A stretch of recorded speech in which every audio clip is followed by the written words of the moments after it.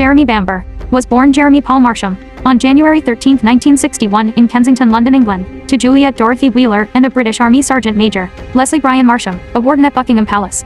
When Jeremy was 6 months old, he was adopted by Neville and June Bamber. Neville Bamber was a former RAF pilot and local judge. The Bambers were a wealthy family who lived in a large Georgian house called White House Farm, near the village of Tullis Hunt Darcy in Essex, southeast England. Before adopting Jeremy, the couple had adopted a daughter named Sheila 4 years earlier. In 1985, Sheila, who had been married to Colin Caffell but divorced in 1980 and had twin sons Nicholas and Daniel aged 6, suffered from schizophrenia and had been hospitalized in a mental hospital.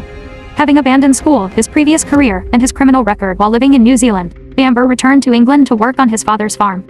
Although he was frustrated by the low wages, he was given a car and lived rent-free in a cottage owned by his father at 9 Head Street, Goldhanger, 3.5 miles or 5.6 kilometers from White House Farm, Neville's home. At 3:15 a.m. on August 7, 1985, Bamber called the police reporting that Neville had called him and told him that Sheila had gone berserk with Neville's gun. Bamber, who was advised by police to go to his father's house and meet the police there, had to wait for the armed police who arrived 4 hours later at around 7:35 a.m.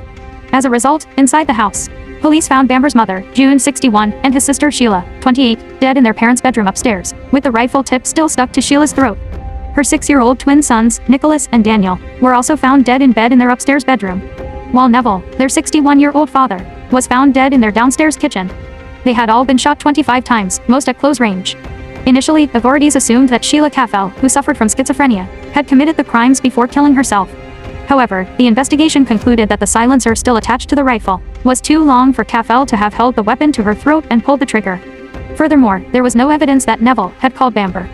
If Caffell had been on a rampage and a fight had ensued in the kitchen, there was no sign of Neville's blood on the telephone receiver from calling Bamber.